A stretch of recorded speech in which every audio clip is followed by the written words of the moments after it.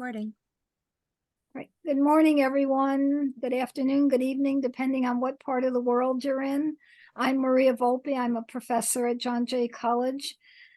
This breakfast is held each month and co-sponsored by the Association for Conflict Resolution of Greater New York and the City University of New York Dispute Resolution Center at John Jay College of Criminal Justice. This morning's breakfast is our 267th breakfast since I started these after 9/11. Until March 2020, we met at John Jay College, and we're thrilled that many of our past speakers are on the call. Since April 2020, we've been holding these online, and all of these sessions are recorded. The recordings are posted on the ACRGNY website at www.acrgny.org and on the CUNY Dispute Resolution Center's website, www.jjy.cuny.edu/dispute resolution. Each month, these breakfasts are put together by a wonderful team consisting of Matthew Latimer, Nikki Borofsky, Emily Skinner, and Chloe Choi. This morning, like each breakfast, we're so delighted to have with us a speaker who will talk about work that he is so passionate about. I've had the pleasure of working with Dan now since 2012. I know firsthand about his commitment to this work, his passion, and his incredible understanding of what it means to live with mental illness in this field, and what we call bring his lived experience to the work that he does. To introduce Dan, I'm going to turn this over to Nikki, who will give us his more formal bio, but I want to encourage you all to listen very carefully. Dan has a lot to offer all of us. It's a groundbreaking work that he's been doing for over a decade now to raise awareness in an area that many people have shied away from. So take it away, Nikki, to introduce Dan. Thank you so much, Maria. I'm taking up the mantle from Julie Denny, who did the introductions for so many years, and I'm so happy to be able to start with an introduction of Dan Berstein, who I've known actually for 8 years in the community. We met at John Jay, which is another sign that what Maria has created with the dispute resolution community really is a linchpin and a convening center for people throughout the world.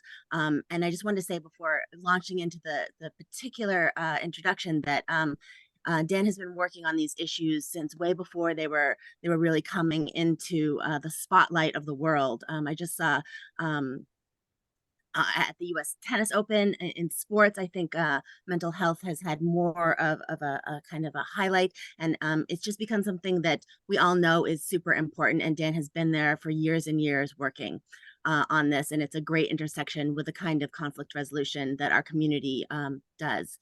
So Dan came to the dispute resolution field specifically as part of his lifelong quest to counteract mental illness stigmas, and this journey has led him to initiatives that address all kinds of inadvertent misconduct and unintentional discrimination.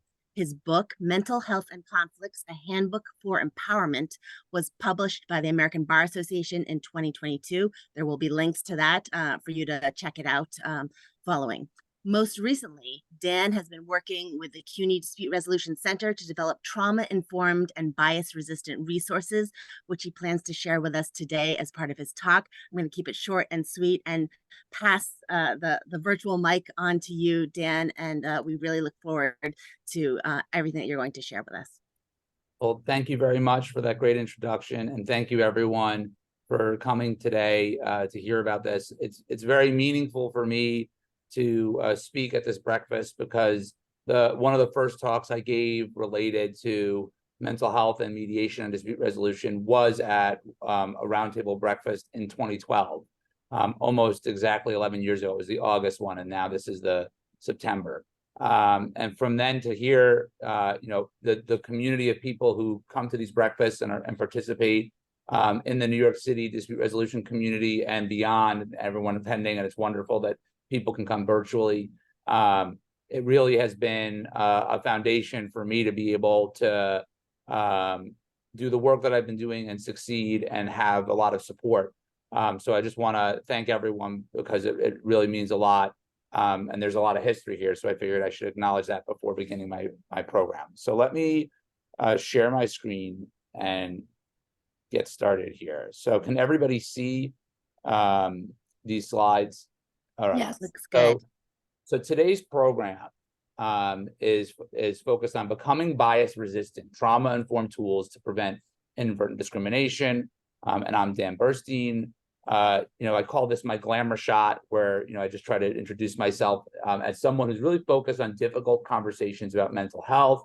As Nikki said in the intro, I'm very focused on removing the stigma or addressing the stigma that makes it harder for people to talk about mental health and also treat people with dignity when they know someone has a mental illness or when they suspect someone has a mental illness. Here it says I'm a mediator with bipolar disorder who made tools to help. That's really my focus area. First and foremost, I always say my most important experience is that I have bipolar disorder. I've been hospitalized 5 times for my bipolar disorder. Not that it's a contest or anything, but just so people understand, it's not just something I say, it's something I've lived. And it really changed my entire perspective on life.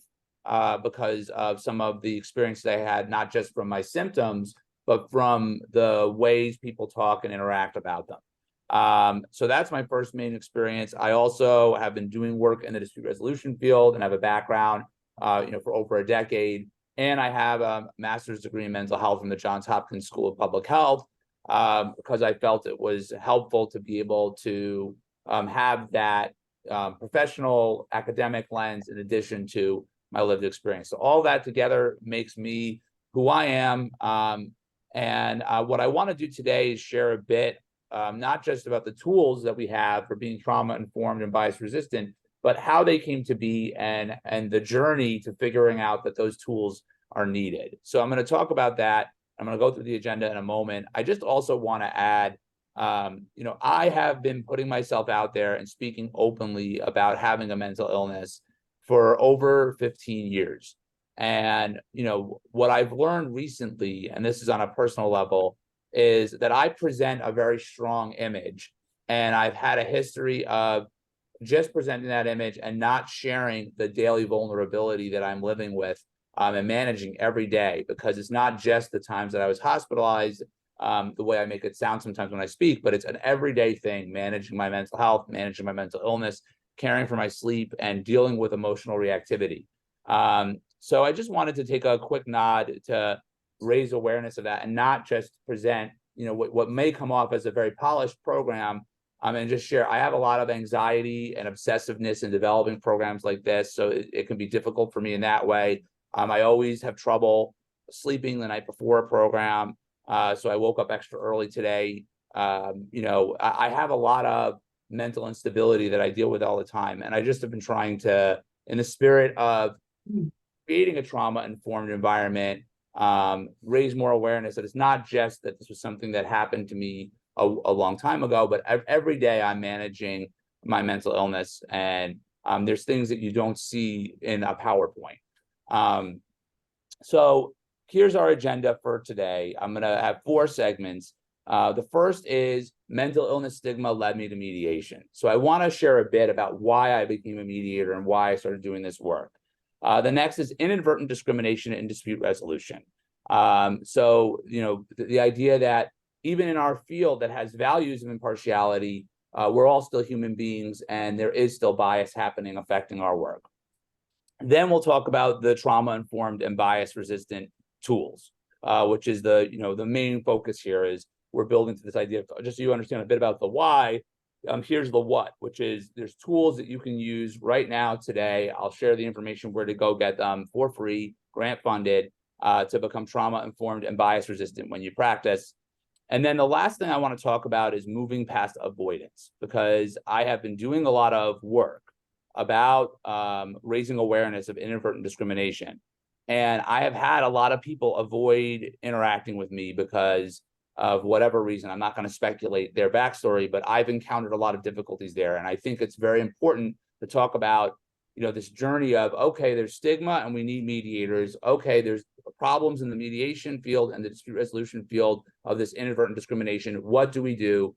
Okay, we make these trauma-informed and bias-resistant tools. Here they are. And by the way, people may avoid dealing with these issues. And so what do we do about that? So that's the architecture of the program today. After each of these segments, I will pause and welcome discussion, for a bit, and we'll manage the time so we finish on time. But hopefully I've planned this out well enough that we will have time to have those little discussions after each of these segments.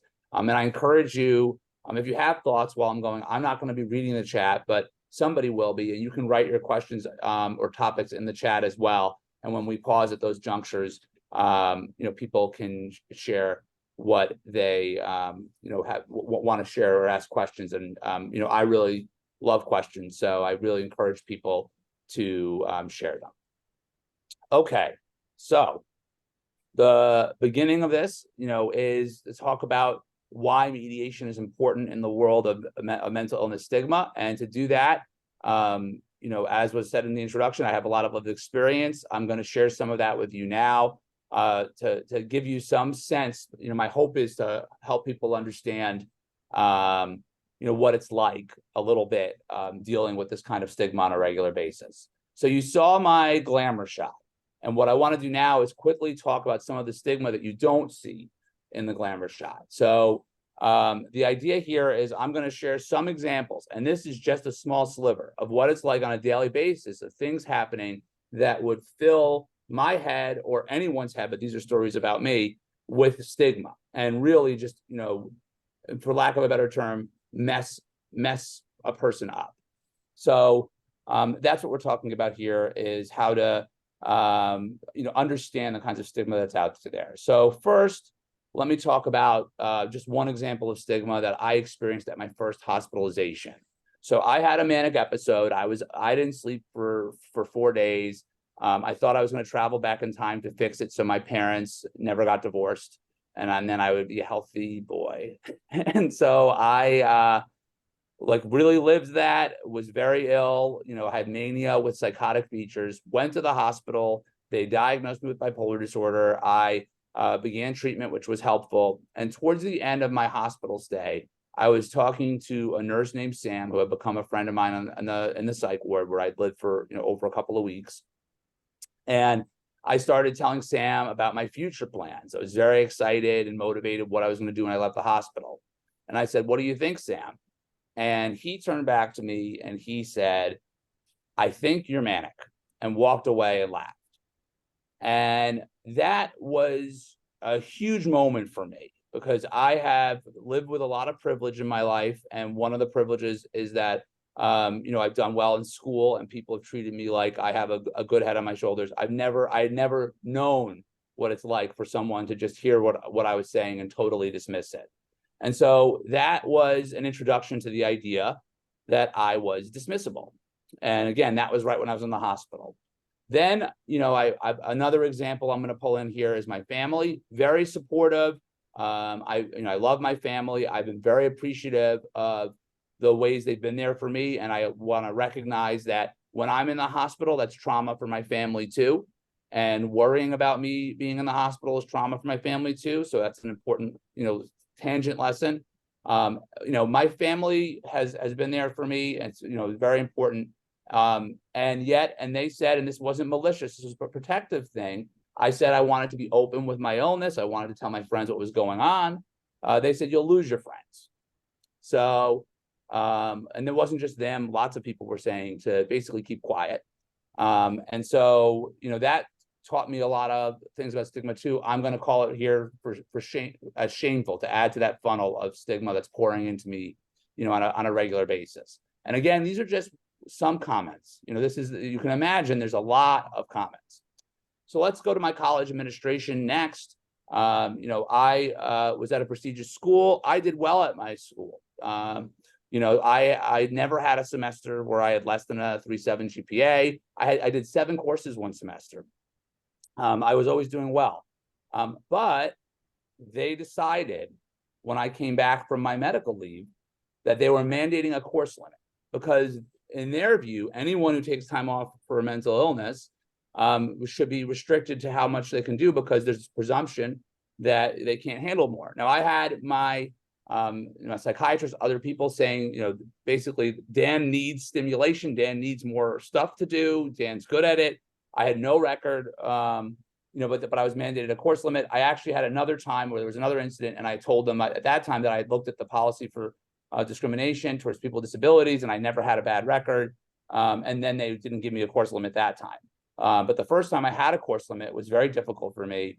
And there's this idea that, being someone with a mental illness, I'm incapable, presumed incapable, no matter what my records are, who I am, just by virtue of the fact that I took the medical leave for the mental illness. So you can add that to the kinds of stigma that I was experiencing.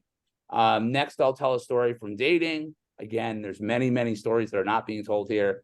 I had a person I was dating, she invited me to come to her apartment to watch a movie. I was nervous that things were going to progress, and I had not shared that I had a mental illness. So I told them that I do this advocacy work and I have bipolar disorder.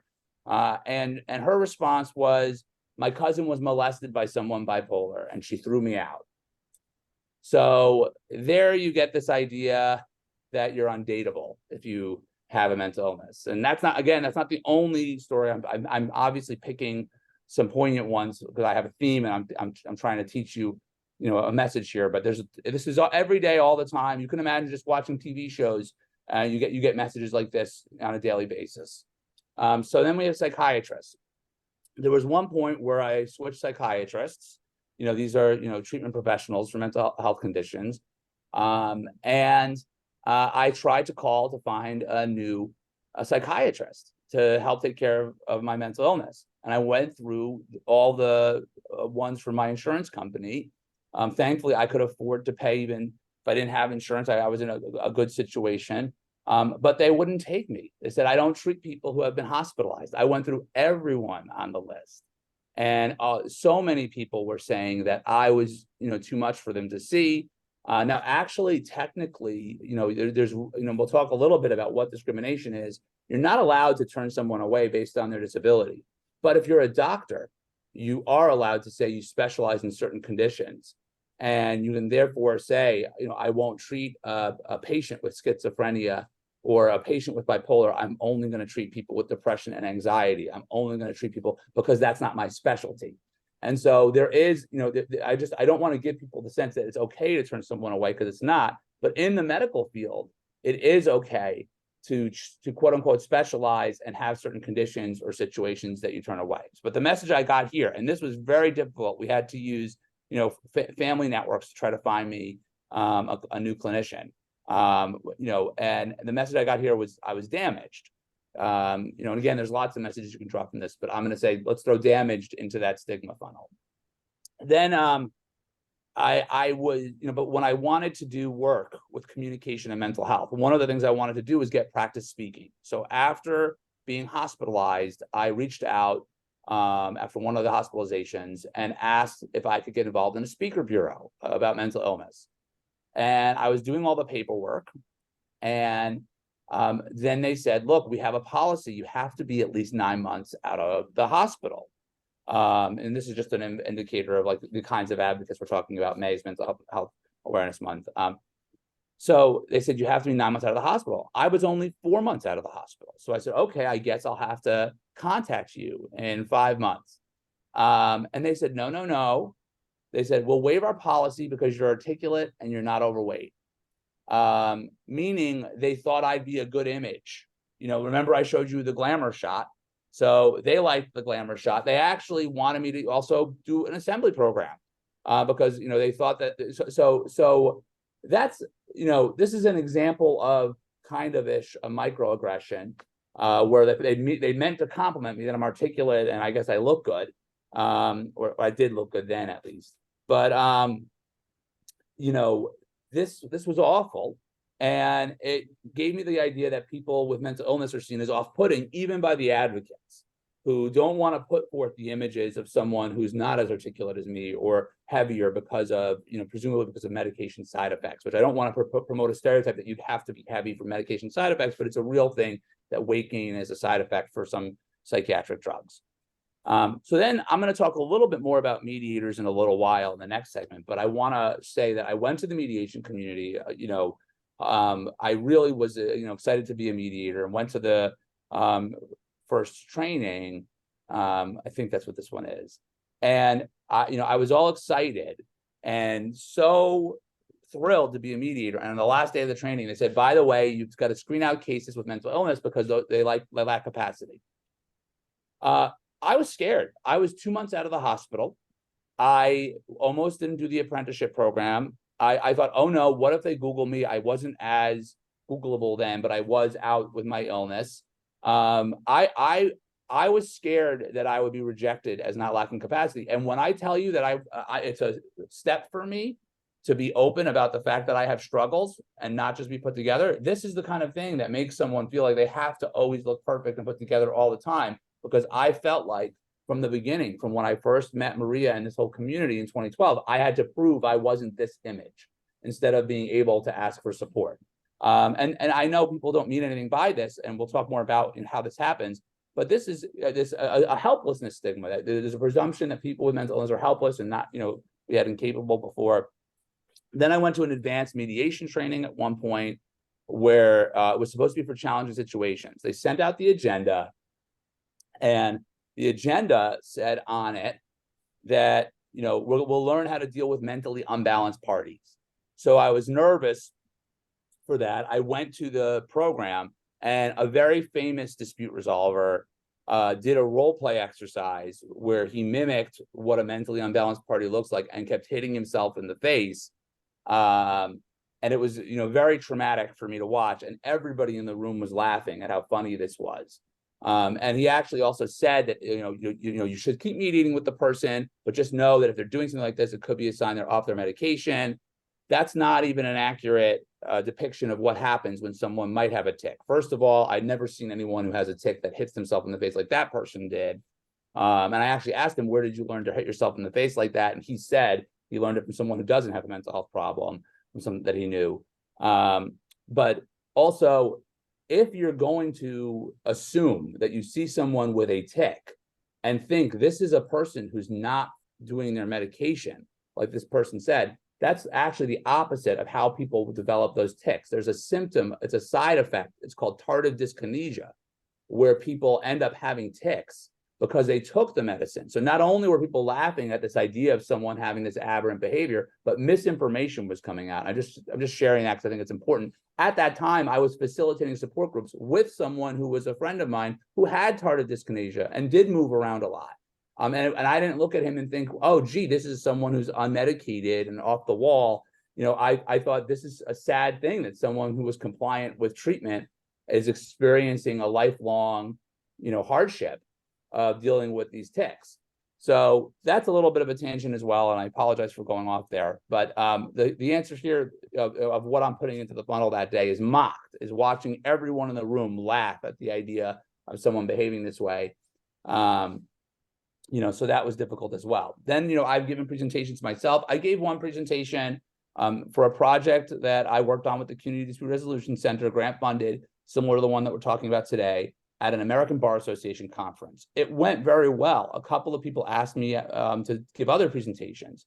It was just a great experience. And then someone came and started speaking to me. And I mentioned my girlfriend at the time, who's now my wife, and passing and something we were talking about. And she stopped and said, wow, she must be a lot to take you on, after having just seen me give a presentation kind of like this one, where I shared my lived experience. So that made it seem like I was burdensome, and there's stigma there as well. So these stigma messages happen all the time. That was just a sliver of them. We've talked about me being seen as dismissible, shameful, incapable, undateable, damaged, off-putting, helpless, mocked, burdensome. And, I actually have a longer version of this, so I actually truncated it for today. So you could just imagine throwing more things into that funnel and more instances all the time. It happens everywhere. So we went through the hospital, my family, college, mediators, dating, etc. The stigma messages accumulate. So if you really want to visualize it, look at it like this, getting lumped into the funnel all the time. And again, this was a tiny fraction from my day-to-day life. And it's also not just about me. I'm sharing this story as an introduction, but 1 in 5 people will have a mental health problem this year. So there's people who are getting all these stigma messages, don't even know they have a mental health problem yet. And maybe they're not going to seek help because they don't want to be in the same bucket with that funnel with me. Or maybe they're just going to have a miserable time with all that stigma. So that's 1 in 5 this year. Half of us will have some kind of mental health problem in our lifetime.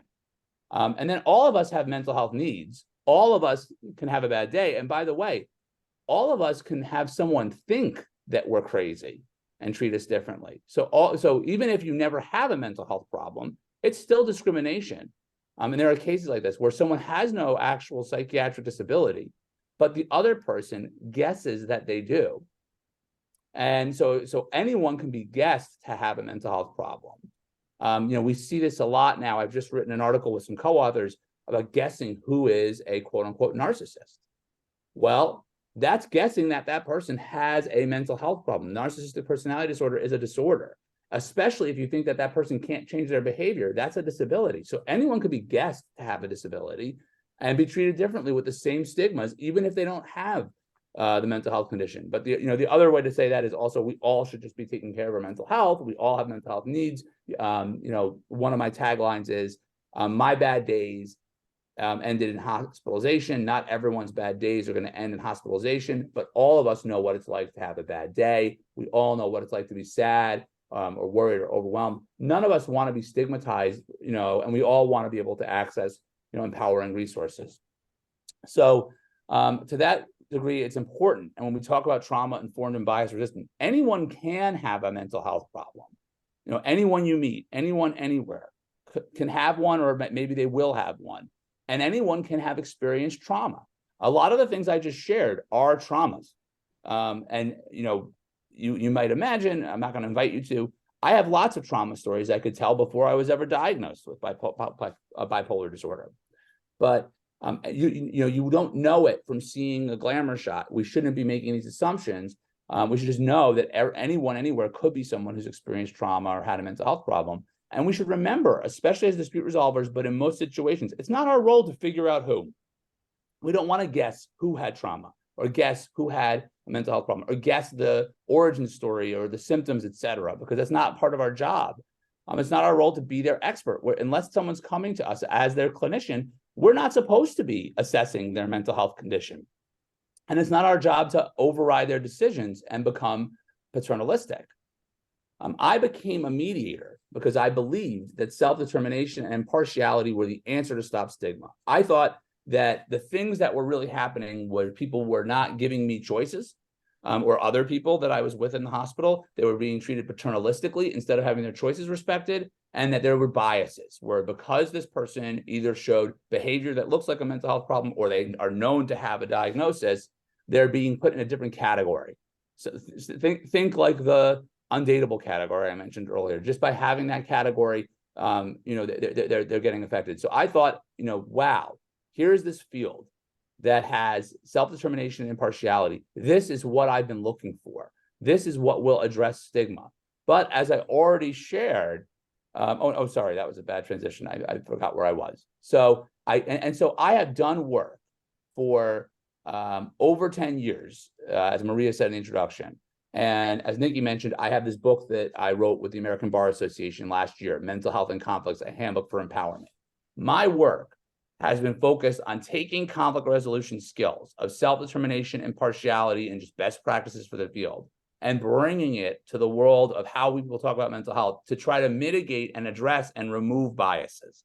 So this is, how do you talk about mental health without becoming paternalistic, without making assumptions, without starting a conversation that's not your business to start. That's mental health communication. How do you respond to challenging behaviors without saying that you think the person has a mental illness or treating them differently because you think they might have a mental illness? So that's about focusing on challenging behaviors. And then how do you present accessibility options to support somebody who may have a problem without profiling people and starting to guess and treat someone in a belittling way because you think they have a problem? So those three things, mental health communication, challenging behaviors, and accessibility, have been my focus. They're in this book. I've done all these programs. They're all about the right way to go about talking about mental health and conflicts. And then we've also done a series of projects funded by the AAA-ICDR Foundation with the CUNY Dispute Resolution Center that we called the Dispute Resolution and Mental Health Initiative, where we taught these skills. We taught them to mediators. We taught them to peer specialists living with mental illness, to family-focused organizations, housing providers, libraries, police.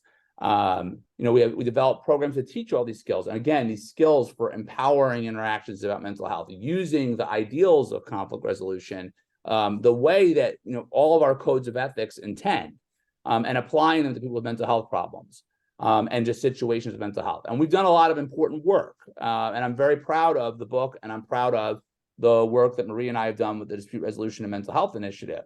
And yet it wasn't simple, because mediators have biases. And I told you a couple of stories already of the trainings I went to and how hurt I was by them, to see that this field with these principles of self-determination and partiality, with what I see as the answers, also the people in the field are still just people.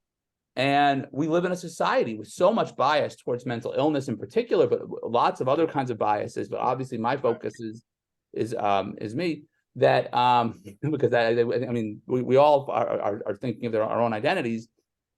What do you do about that problem? So that's my teaser for the next section of where we'll talk about inadvertent discrimination in dispute resolution.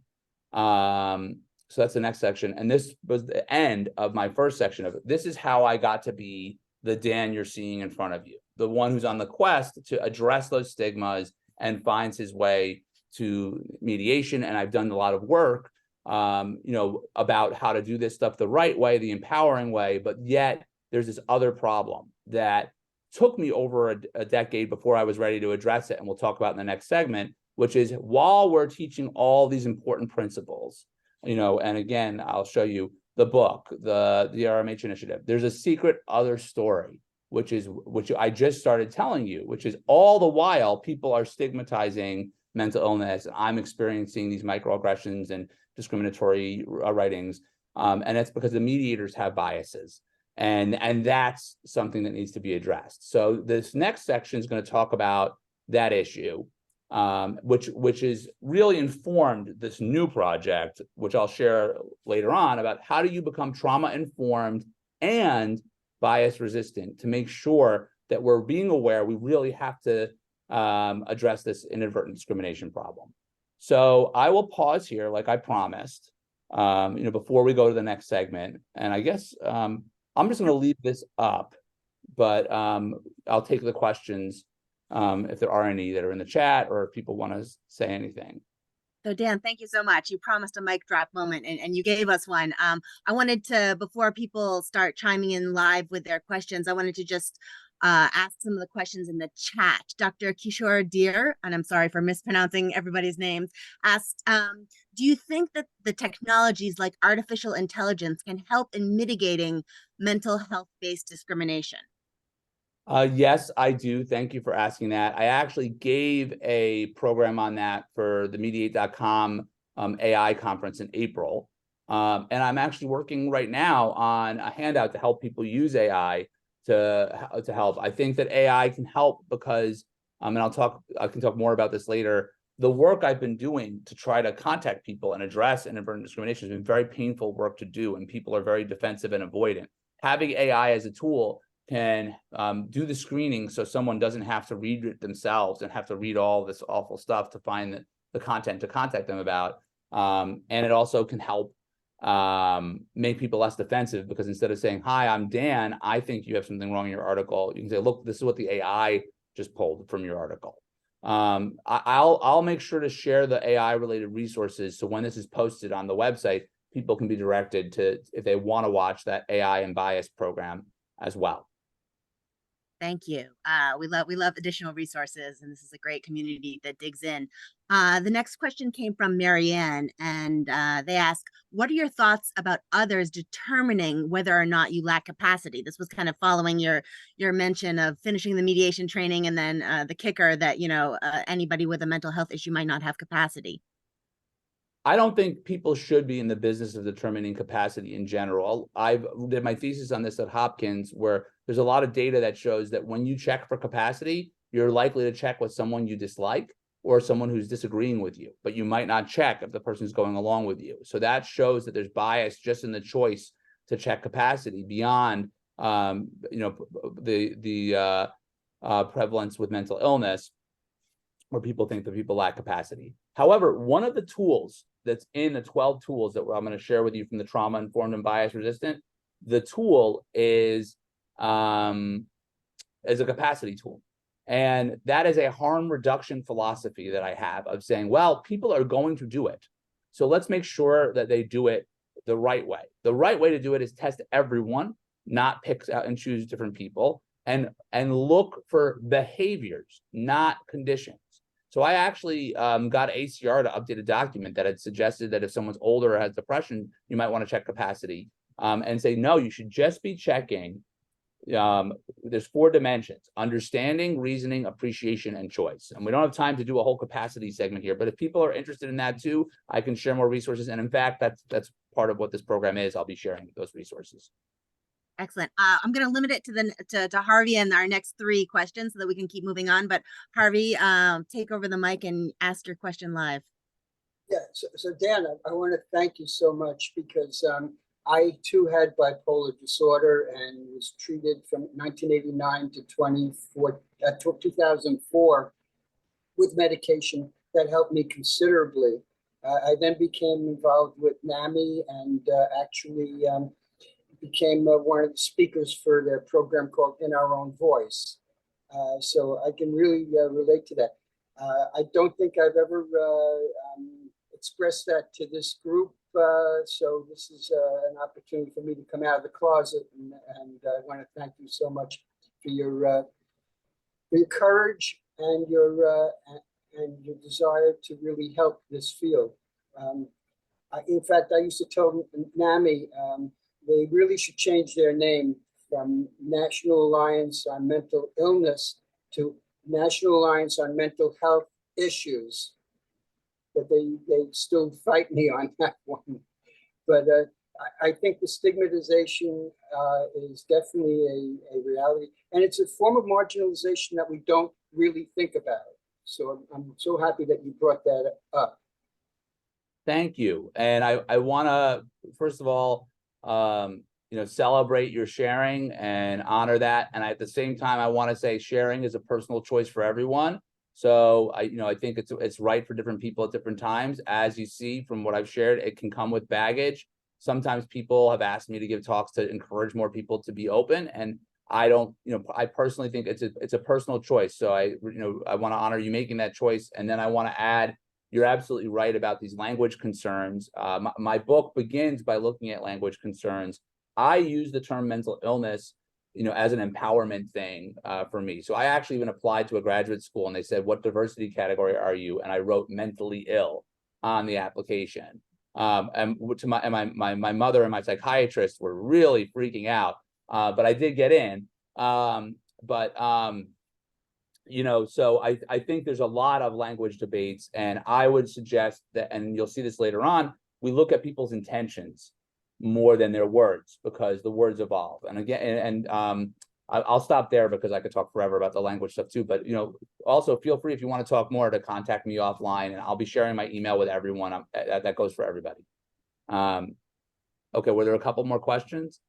There were a couple more. I want to not get you too off of your rhythm, but Adara, would you like to ask one of your multiple great questions live? Hi, good morning. Morning. I work as a mediator at IMCR in the Bronx, and I've never received a case intake document with data about the mental or emotional condition of a complainant or respondent. Is this a good or negative thing as it concerns treating someone in a bias-resistant manner? And this question is not just related to IMCR, but in general, like including information about a complainant or respondent's mental or emotional condition. Do you think that would help or undermine a bias-resistant mediation? My suggestion would be that when people are doing intake, to ask the same questions for everyone based on what your role is. So I would ask questions like, I would say, we are mediators. Our job is to honor your choices of how to do this process. Is there anything you'd like us to know? Is there anything you want us to focus on to help this be a process that works well for you? That's part of this accessibility type mindset. It's great that nobody's asking to check if someone has a mental health problem. Sometimes on intimate partner violence screens that happen a lot of mediation, they ask that question. And in fact, the MASIC is a popular one. I've been talking to them about removing a question they have that says, do you have any mental health concerns about the other person, as part of, it's a non-scored question to measure intimate partner violence risk. And my argument is just take it out. It's non-scored anyway, and it doesn't add to the score, and it just amplifies stigma. But there's times where you may, if you're doing those kinds of screens, a lot of these screens do ask questions about mental health conditions, and they just need to be updated. Even when you're becoming a lawyer, bar associations around the country or state bars are changing their criteria, so they're no longer pushing someone to disclose their mental health history. So there's a lot of room for improving those kinds of processes. I'm not sure how many more questions we have here. I want to make sure we have time for the rest, but I can still answer if there was one more on deck or something. I think we'll move on. There was Verlin Francis noted that there are a lot of similarities between discrimination regarding mental health and discrimination regarding racial injustice or racial bias. And then there was another one that kind of drafted a little bit on the questions before, and that touched on when one party openly claims that another party is mentally ill. And I saw that one. Yeah. I can put text, and it's in my book also, about what I call that an accusation. There's 4 ways that this might come up. You may have a mental illness in the facts of the case, like if there's a divorce and there's a custody dispute and someone's parental fitness is an issue, or if it's a disability discrimination and someone's complaining they didn't get their reasonable accommodation. So you already know from the facts of the case is one way it can come up. It can come up with disclosure. Someone can tell you, they can tell you because they're asking for help, but they're, or they can tell you like I'm telling you, where I'm not asking you anything, I'm just telling you I have an illness. So you've got facts of the case, disclosure. You've got the mediator's own suspicions. So if you've ever talked to someone who says, I think this person's crazy, I think this person's a narcissist, I think this person's high conflict, I'm in the mediation support group, or wherever they're going, that's a suspicion-based way it enters in. And then the last is accusations. When there's an accusation, it's important to let people know that you're not judging someone based on an accusation. I will give you one quick example, and then I have to make sure I hustle through the rest of this. So my example is, if I were having a mediation with my wife or my sister, all they would have to say to the mediator is, Dan has bipolar disorder. This isn't really like him, the way he's acting with me now, and I'm not sure if he's taking his medicine or not. Not even an accusation necessarily, right? That's the smart way to do it if you're trying to throw shade on someone. That kind of comment could change the way the mediator looks at me forever. That's how quick it can be. There's nothing I can do. If that mediator's told Dan has bipolar disorder, he's been hospitalized before, this isn't like him, and I don't know if he's taking his medicine. So that's enough that it could really throw something off. So that shows you the danger of just someone speaking it, of an accusation. And so my model would be to remind people that you're not factoring in mental health things, and then shift the conversation to focus on the behaviors that are at issue. Make that clear that that's what you're going to talk about, not about whether someone has a mental health problem, but remind all parties that if they want to, they can on their own speak to you about it. You're not trying to shut down that conversation. So thank you for reading that. Thank you for asking that. Okay, so we ended the last segment with, lots of stigma led me to mediation, but the mediators have bias. Now let's talk about inadvertent discrimination in dispute resolution. So, let's start with the idea that bias is even in our emails. So I've been doing a project with the American Bar Association. Studies show people respond in less friendly ways or less thorough ways or not at all based on the person's perceived race, gender, and other features. So someone was saying this is like other kinds of discrimination. Yes.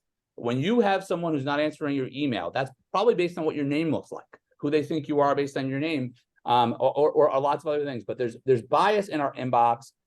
There was a program I did. If you're an ABA member, you can still get it for free, and I can share resources.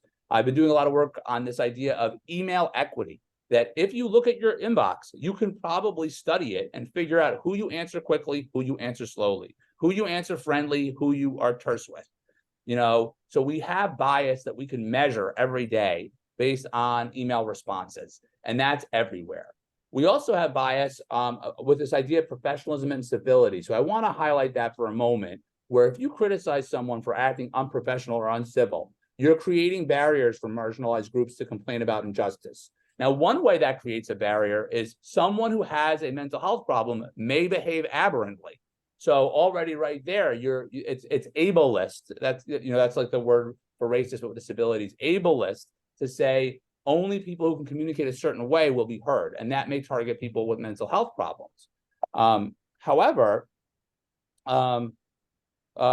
it's not just that.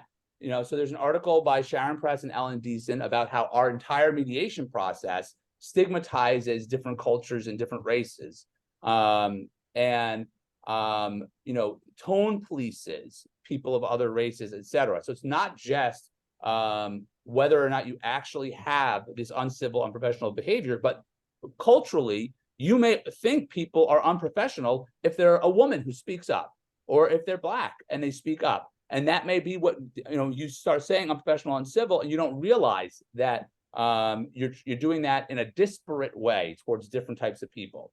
There's another article that's really great on this by Leah Goodridge called Professionalism as a Racial Construct. So I wanted to open with this, exactly what the person said in the comments. This is discrimination about all groups. It matters for all groups. And especially we see a lot of implicit discrimination where people are making guesses of who might be what race or what gender or whatever. And it's a little bit softer a lot of times with groups that we know you're not allowed to discriminate against. We know you can't discriminate against race. We know you can't discriminate by gender. We know you're not supposed to do it with sexual orientation. There's another issue with mental illness discrimination, which is it is explicit, written down, said aloud. I'm going to not talk to this client because I think they're a narcissist. You wouldn't hear that same kind of thing with as often, at least, and as openly, published in journals for some of these other categories, because social consciousness is still shifting a lot more with mental illness. So the analogy I make is, if you watch a sitcom episode from like 2000, you'll see a lot of jokes about sexual orientation, but a new sitcom episode today won't have that same kind of joke because something's happened in the interim and consciousness has evolved. And so at least people are pretending that they don't have a bias with sexual orientation. They know that it's not good. But with mental health, you don't see the same kind of awareness that it's even a problem. And that's why someone can stand up in a room of 20 people and say, we screen out all people with mental illness, knowing what we know the statistics. Odds are at least 4 of them in there have one. And they can do that because nobody realizes this is really bad to discriminate against someone with mental illness. So that's where I would say there's a similarity of all kinds of discrimination, and the resources I'm sharing today are for all kinds, not just mental health. But with mental health, it's easier to find examples of it because people don't realize it's a problem and they write it down and they publish it. There's a journal article that says screen out cases if a party has a mental illness. That should be a factor for screening out cases. Could you imagine if there was a journal article that said screen out cases have a factor of if someone's a certain race or sexual orientation and the reaction? But that wasn't always the case. It used to be like in the 70s, that homosexuality was seen as a mental disorder. You know, there's a lot of progress that needs to happen with mental illness and with all groups, obviously. But I just want to draw that distinction. And there's research that shows this, that people have trouble appreciating discrimination against mental illness is unacceptable. So they're well-meaning people, but they just don't realize all the stories I told you in the beginning. These are people who are well-meaning and they don't understand this is wrong, this behavior. And then people develop practices based on mental illness stereotypes. So people are afraid of dangerousness in mediation. They add, does the person have a mental illness on their screener for IPV or on their safety screen? And they're doing it based on stereotypes, you know, and there's also a stereotype of helplessness that's known with mental health. And then you have the capacity screening happening. And then there's a stereotype of social undesirability where nobody would want to, you know, like date someone like me or whatever. And then you have the idea that you would turn people away from services. So these practices happen, they're based on stereotypes.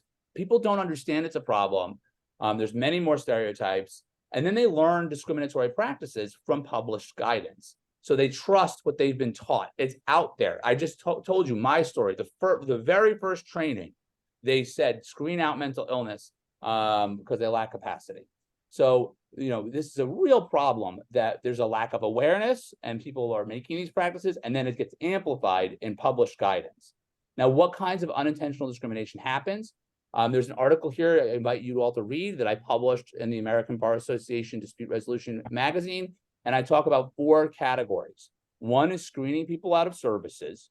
One is asking inappropriate questions. It's actually illegal to ask someone about their disability as well. So someone asked about the intake form. If you're asking someone to talk about the nature and severity of their disability, and you put that as a part of your process, that, you know, that may be against the Americans with Disabilities Act. Disparate treatment is treating people differently. So if you've seen a training that says, if you think somebody has a personality disorder, if you think somebody's a narcissist, if you think somebody, you know, and by the way, that's not appropriate language to use, then do this other thing. And I'll talk a little bit later about, you know, what kinds of things people do. That is wrong. And then there's microaggressions, which are not always illegal, but they can be evidence of hostile work environment. It can be evidence of biased treatment. So it's important. And the key thing here is I want to stress unintentional. When I write about this, people are doing this by accident. They don't understand. They're not looking to start, that's my belief anyway, maybe I'm in denial, but they're not looking to start a problem with people with mental health problems. They just don't get that this is an issue. But people become defensive and they avoid communication, and it often leads to advocacy as the only option for change. So in the past 2 years, I have been doing a lot of advocacy and writing to try to get people to change because they wouldn't talk to me about updating their guidance. And I've done that through the Mental Health Safe Project, which provides resources for addressing mental illness discrimination. I want to really highlight how important it is to address this issue. So stigma is negative attitudes and beliefs. It's very common. Lots of people have it. And then it can become microaggressions, which are actual spoken aloud comments or gestures that reflect those negative attitudes and beliefs. And then you may have discrimination, which I just went through some of the ways that might happen: screening, disparate treatment.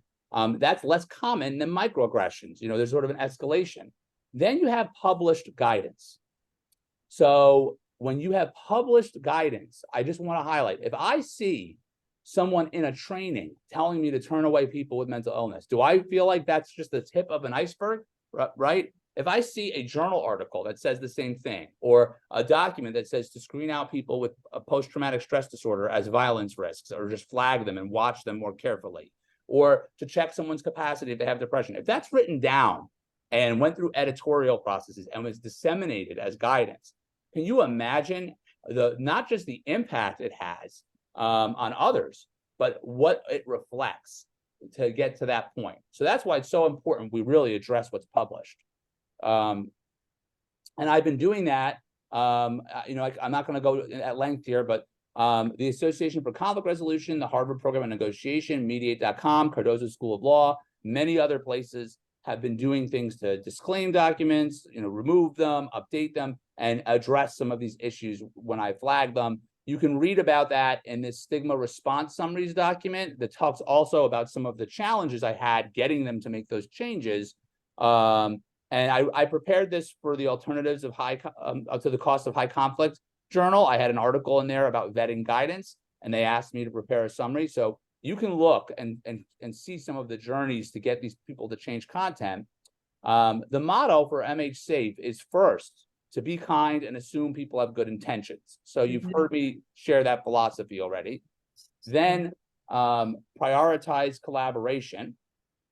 So try to offer a way to work it out. So here's an example. There's a place that stigmatizes 5 cluster B personality disorders and 1 other disorder as high conflict. I contacted them and said, I will fix all of your materials for free. I don't care. Let me help you. And then I'll portray you as an anti-stigma leader. And so that's the kinds of collaborations I try to offer. I have lots of stories I can tell of me actually doing that for people. My goal is for this to be a nice, positive ending that they update the content. However, some people don't do that. So the example I just mentioned threatened that I was defaming them, wouldn't talk to me. So then you have to go to a point of asserting disability rights, because if someone says, look, we're not going to do anything about this, and it's a document out there where there's other people going to trainings like I did, hearing that they're being screened out of services or treated very differently, that's a problem that has to be addressed. And so that's the philosophy, is to, again, assume good intentions, prioritize collaboration, but be ready if the people won't collaborate to look for ways to assert disability rights. And you can see that reflected in the stigma responses document. I've also been training people, Harvey mentioned NAMI, at a number of NAMI chapters, over 1,000 people, to learn conflict resolution skills for self-advocacy, and to teach them how to speak up in these kinds of situations when they notice discrimination. There's a document I created to help a party who's going to mediation notice if the mediator is treating them differently. Notice if they're following guidance to treat someone differently because they have a mental health problem. So you can download that here. I'll be sharing something else that links to it also. And then there's also a document about what to do when the person treats you differently, knowing they're stigmatizing you or likely to, and you don't want to start a big conflict. How do you actually even try to do something about this? So, and there's lots of innovation happening about how to address this. These tools I've shared cover raising awareness about problematic content and getting it changed, and educating parties to self-advocate in the face of discrimination. The next section is going to focus on how do we develop our own practices as practitioners to prevent these problems by becoming trauma-informed and bias-resistant. So if in the first segment of this program, I talked about the existence of stigma and why it led to mediation, and just now I talked about this epidemic of inadvertent discrimination in dispute resolution for all types of diversity groups, but I gave you these examples about mental illness. The next segment is going to introduce these resources that are meant to help us be resilient and not have these kinds of problems. And I'll go over that after we pause to see if there's any kind of, any questions. I would encourage them to go through the chat just so we can manage them, because I want to be mindful of the time. So a couple of questions have popped in. Let me take one, and then we'll hop to Biadera next, and we'll cap it, I think, at 3, so you can keep on moving. But Sarah Barnes from MD Mediation asked, can you address how to help to train mediators to not operate out of fear and reject these kinds of cases? They find that many mediators just believe they have no ability to handle cases where this is an issue. Yes, well, first of all, it should be known that one of the reasons the Americans with Disabilities Act was passed is because a lot of people would say, well, I'm not qualified. I'm not qualified to work with someone with a disability. And that was a very common excuse. So that excuse is not allowed by law, so that's important. Okay. Share that and help them understand how that is an easy way. That's like how my dad didn't do the dishes. Like really? Are you really not qualified, or did you not want to bother to learn because you don't want to do the dishes? So I don't know if that makes sense to anyone, but I'm glad it's recorded so one day my dad can see. So that's the first thing. The second thing is, you cannot, my experience is you cannot remove the fact that people have bias and fears. So what we want to have are procedures that help them address the actual activities in fair ways, notwithstanding their existing bias and fears. I have bias. If I hear someone has a mental health situation, or if I notice something that looks similar to me, my mind goes. We're human beings. We're not going to be able to be unbiased. To be responsible as professionals, we want to have processes that help guarantee that we're providing impartial services, or as close to it as we can get. And that's what I would teach, is that it's not about honoring the fears and bias. You can have those, you can feel those. This is the process we're using. And so you'll see that in the structure of the resources that I'm about to introduce. They're about processes. Here's how to do a capacity assessment if you're going to do it without doing your fears and stuff. Here's how to handle challenging behaviors. Here's how to ask questions. That's how we structured this latest set of resources. Excellent. I'm gonna I guess jump to Hyacinth, because I'm trying to give as much breadth to the interlocutors as possible. And Hyacinth asks, is there a difference between mental illness suggesting active dysfunction and a history of? Is it similar, or it's similar in this person's mind to someone who has active COVID as opposed to having a history of illness? So I am going to do this in a way to also answer Sarah's question, how do you teach this? Here's how I would teach this. Under the Americans with Disabilities Act, you would have to actually have an active impairment in order to ask for a reasonable accommodation, meaning an adjustment. So you can't just ask for an adjustment because you have a history of a problem, but you don't have it anymore. However, to be protected from discrimination, there's three things that you could be. You could have an active impairment. You could have a record of such an impairment that someone knows about. So that would be your history. Or you can be regarded as having an impairment. So if any of those three things is happening, if someone treats you differently because you actually have an impairment, or they're guessing you have one, or they've seen a record that you had one in the past, all of those are reasons that you could be liable for discrimination. And that makes sense, because if you don't have an active impairment from your disability, let's say your mental health condition is fine, but someone reads about it that you did have a hospitalization 10 years ago, and now they won't put you on any important jobs because they think you might go crazy, that's discrimination. But you don't need any help for a reasonable accommodation. So that's the difference, is you can get a reasonable accommodation under the Americans with Disabilities Act if you have one, have an active problem. But otherwise, all those three things, if you have a problem, if you have a record of it, or if someone just guesses you have a problem, they all count as discrimination. Thank you. I'm gonna table the rest of the questions. There's going to be a brief time afterwards where we kind of can ask open questions, but I really want to get to the how do we attempt to solve these kinds of issues? So yeah. I think it's a good point to transition to your next. And just so everyone knows, because we're moving at a pace here and I'm stopping for questions, these next two sections are not as in depth as the previous one. So I kind of built it to be a little airier at the end for all of us. So no one needs to get nervous that we're not going to get to the content. I can, we'll see how much more questions I have, but I'll get us there. So, okay. So next, becoming trauma-informed and bias-resistant.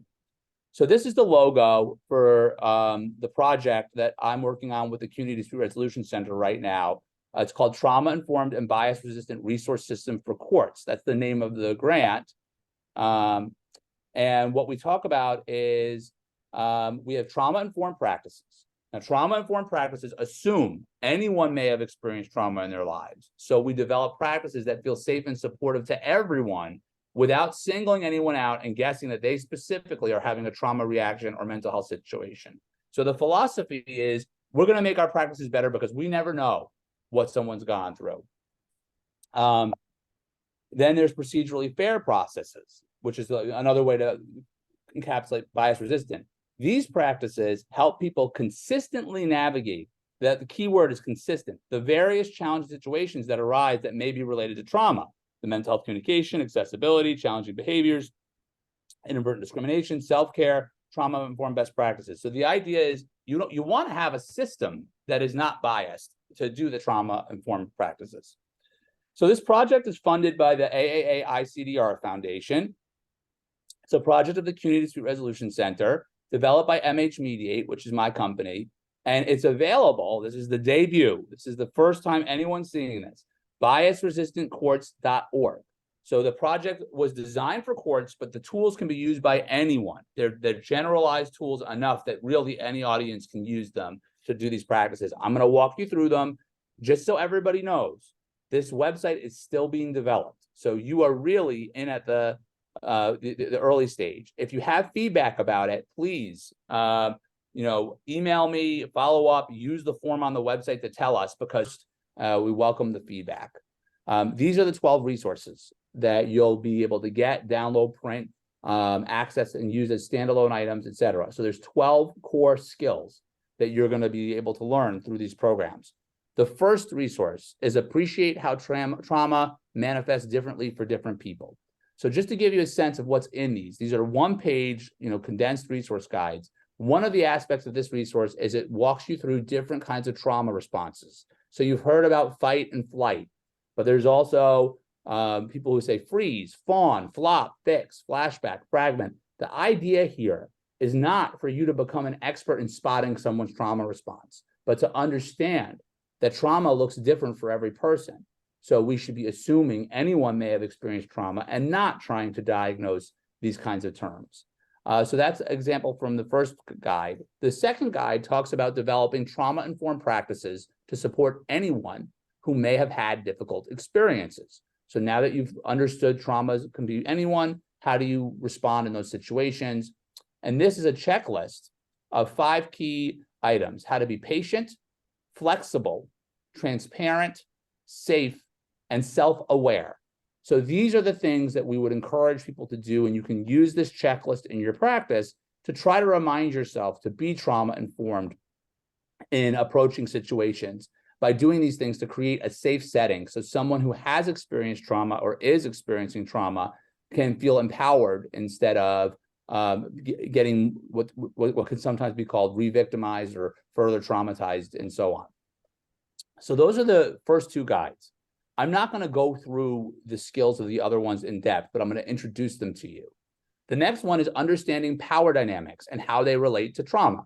So that's where some people in authority positions or there's systemic biases, etc., there's power imbalances. How do we understand those, factor them into being trauma informed? And then we also want to be sensitive to diverse experiences and traumas associated with protected classes of people. So this is about understanding that there might be cultural differences in dynamics and having some sense of how to go about being generally sensitive to people of different cultures. The next thing is accessibility principles, using accessibility principles to make your practices welcoming, inclusive, and usable for all. So this walks through a framework of general practices of how to offer accessibility options to everyone, about making sure your process is a one that's tolerant of error and low effort, and people can understand what you're sharing. And it also does mention a bit about the reasonable accommodations piece if someone asks you. Then we have an email focused one, have equitable email practices that are responsive, friendly, and thorough. So this is about helping you develop a regular, consistent way of handling your inbox, so you're not inadvertently answering some people differently than others, and you have a consistent way to respond to email. Then there's a segment about being careful with identity comments to avoid microaggressions. This basically introduces microaggressions, talks about how anytime you talk about someone else's identity, you might be making a microaggression, and gives some tips about how to be careful not to make those kinds of identity comments. So again, very practical, applied, skill-focused items that are meant to have fair practices that you're going through things, as opposed to trying to necessarily erase somebody's bias. Next, we have understand improper disability inquiries and other inappropriate questions. So this sheet, this tool, reminds you, be careful what you ask. Some questions may not be permissible, and gives guidance in general about how to ask questions. Then we have respond to challenging behaviors consistently, safely, and without acting on backstories. So this is a a process by which, if you see a challenging behavior, instead of saying, well, that person has that mental disorder or whatever, we can say that we're going to have a fair procedure. Then, then we have using behavior-based capacity criteria to address capacity concerns without stigmatizing conditions. You see how I wrote that title? To be very careful about how this is about replacing what people are already doing to not stigmatize conditions, but I'm not an advocate that people check capacity. So on the sheet, it actually talks about some of the biases if you do screen capacity to be careful of and be mindful of. And then it walks through what kinds of behavior-based criteria could potentially be helpful for addressing capacity questions. Then there's respond effectively to complaints about stigma, microaggressions, and discrimination. Now, I know what you're thinking. How would anyone complain if you have been using all these other tools? But it can still happen. And that's the point, is we should normalize this idea that we might get it wrong, and we need to keep growing, and we need to welcome feedback. So this gives a structure of how you can respond if somebody does complain about your behavior in an effective way, instead of shunning feedback and being defensive. And then finally, we have, last but not least, practice self-care to cope when experiencing secondhand and vicarious trauma. So it's not just about being trauma-informed for other people, but also for yourself. So this last tool is focused on self-care. Now, what we've done is we worked with, we surveyed mediators in courts around the country to get their concerns, to figure out the topic list. And then we developed the content and vetted it with a panel of diversity advisors to help produce this.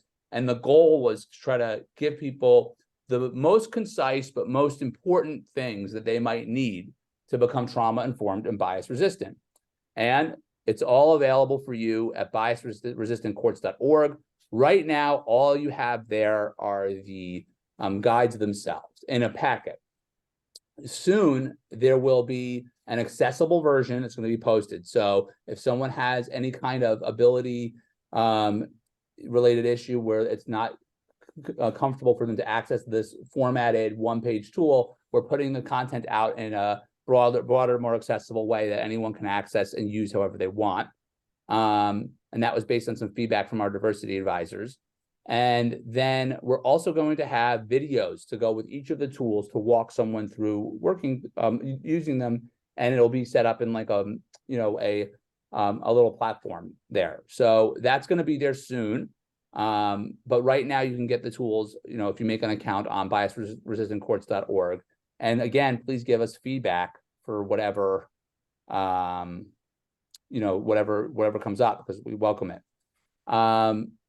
So we've got 12 minutes left. I think what I should just do is finish the last segment here, and then we can just have questions. So the last segment, we had mental illness stigma led me to mediation, then looking at all the discrimination and dispute resolution. Now you've seen the centerpiece. We have these great resources that are really applied, focused skills that you can use to try to address and prevent some of these problems.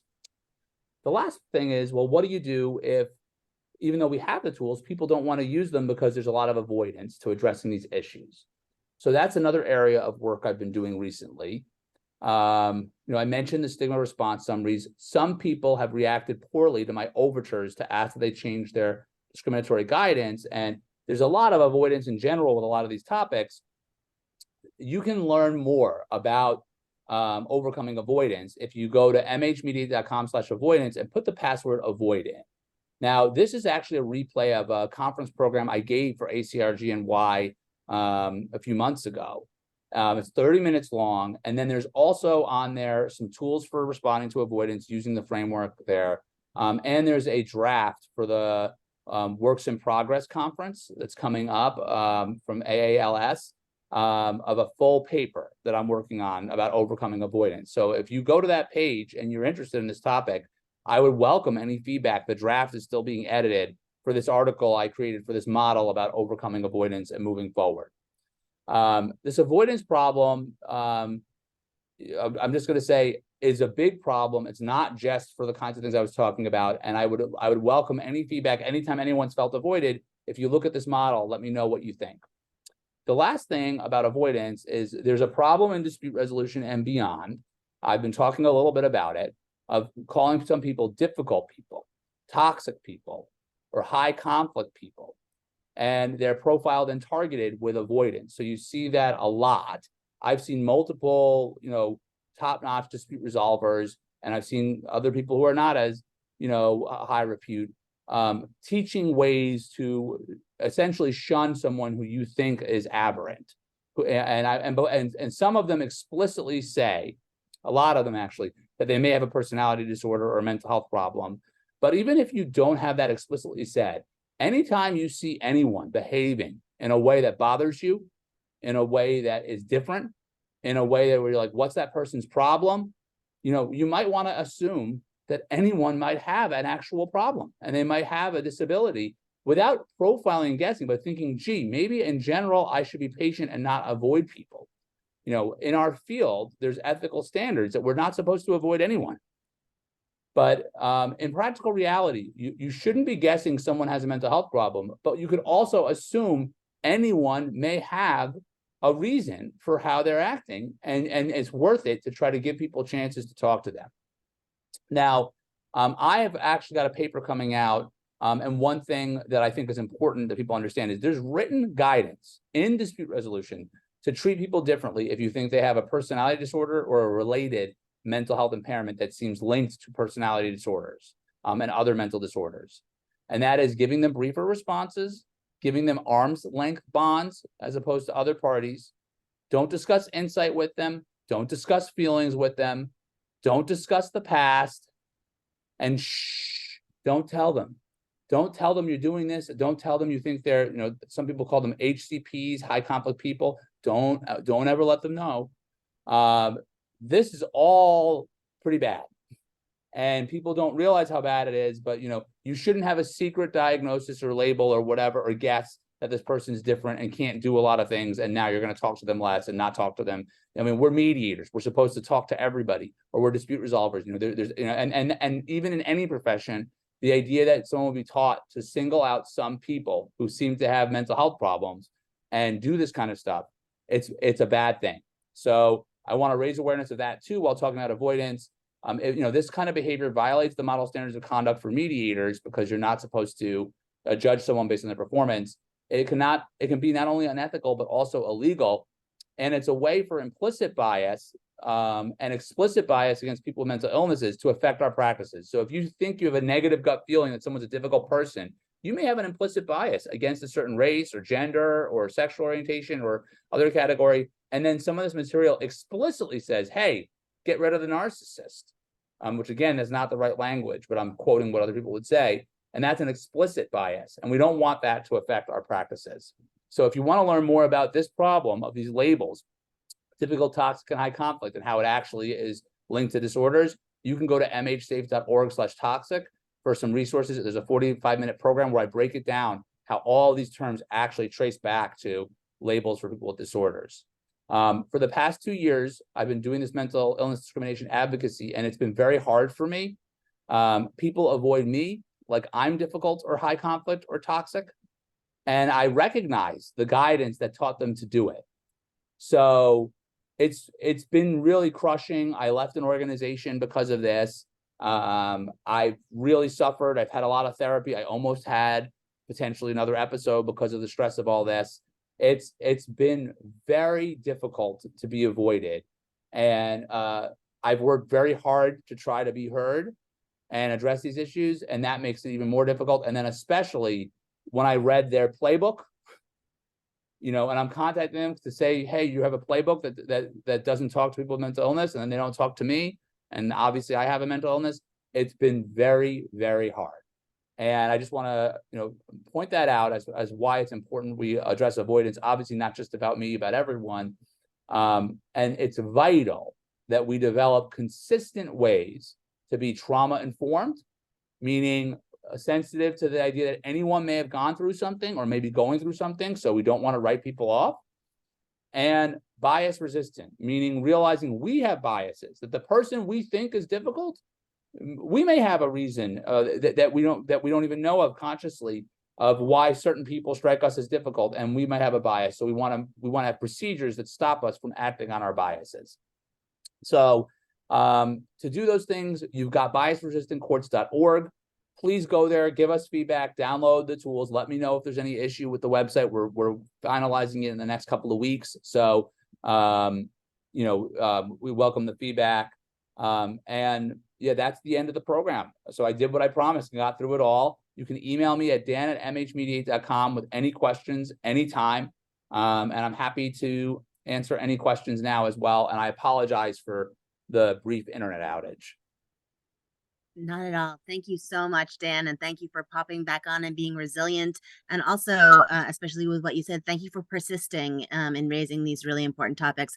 I'm going to jump to Sam Allen first, who has his actual hand raised, and then we'll proceed with virtual hands raised. Sam, would you like to ask your question? Yeah, thank you so much. Can you hear me? Yes. Yeah, thank you so much. Dan, thank you so much.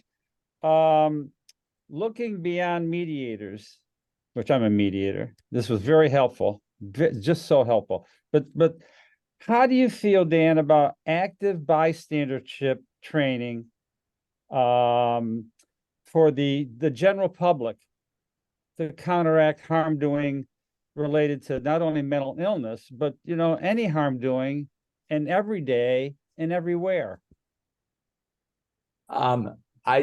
I'm not an expert in active bystander training, so I invite you to email me if there's any specific ones you have in mind. I like to learn, so I'd love to read more and hear more about it. My response is it's important to do that in a non-biased way. I will give you an analogy that's very relevant to what we talked about today. There are trainings that teach people to notice signs of if someone has a mental health problem and then refer them to resources. And these trainings are being given by major organizations and workplaces around the country. Now, I have a mental health problem, you all know. I don't need to walk around every day wondering if someone's going to approach me and study me and then try to figure out if they can detect my problem and come to me uninvited and make a referral. And in fact, doing that kind of examination or inquiry goes against the kinds of rules in the ADA, but people again don't realize that it's a problem. There's a way to promote mental health resources that I recommend, which is universally sending out resources and doing it with common criteria based on behaviors that are relevant to your workplace as well. So I think with the bystander training, I'd want to look at the bystander training and think about how are these people making decisions, who to stand up for, when they stand up, how they do it. And I would guess there's probably some room to improve that process a bit and get a little bit more specific about what the criteria is for when the bystander it can speak and can't speak. And with the mental health stuff, it's great to give resources and raise awareness the way we're talking now that anyone may have a mental health problem. It's not good to tell people, hey, your job is to be on the lookout for your coworkers and find out and figure out and guess who has a problem and then go get them the special treatment. Even though it's meant to help, that can be a very demeaning place to be. A lot of people would want to go to work just to live their life and not have to think about their mental health problem. That mental health problems can take years or a lifetime to manage. So I don't think people think about connecting some of the dots there, and that's the analogy I give of just being careful of making sure you do a universal way to have people bystand and not something that could be biased. Well, there's so much microaggressions and bullying, and the general people see it all the time. They're actually the challenge there is microaggressions are debatable items where different people from different perspectives bring different meanings to different comments. So you have to feel like you're going to be able to catch every microaggression equally. And if you're only catching your own microaggressions, it's important to understand then your bystander work is biased based on what you think is an important microaggression and what isn't. So that's where I'm saying I'd want to think about how do you get a little bit away from your judgment of what is and isn't a microaggression and more to something a little bit more objective as a criteria to act, because otherwise certain things will get more attention than others. And that creates its own other kind of, it's very meta, but that's its own microaggression if you're only responding to certain issues and you don't see the other issues. And obviously, we've been talking today, lots of people don't see the mental health thing as an issue. I've had lots of those conversations. They don't mean anything by it. They just don't register it. And so I'd be concerned that there's probably a way to address the concern, but to make sure the bystanders know you really have to make sure you bystand evenly. Yeah, great. Thanks a lot, Dan. Thank you. So it is 10 o'clock. Dan, can you stop sharing your screen so that we can Yes. bring the group back in? I want to thank Dan profusely for sharing once again, sharing your vulnerability, your expertise, your lived experience. It's been a real pleasure working with you for the last 11 years, Yes, over a decade 11 now. years. Thank you very and much. to see how this work has evolved from the day I met you at the ACR-GNY conference and then presenting at the breakfast in 2013 to today. There have been an incredibly large number of expressions of gratitude in the chat. You'll have a chance to take a look at them later. But at this moment, we are going to turn off the recording. The program is officially adjourned. Thank you so much, Dan. Thank you, everyone, for being here with us. Dan has agreed to stay on for a few minutes. We will end at 10:15 to have an informal chat with Dan, and we will continue. So if you have a question, perhaps this is a good time to do raised hands versus the chat so that we can have some interaction. Nikki, can you turn off the recording? Yes, I'll stop the recording here. We have 2 questions on deck. Okay, Sally? Sadia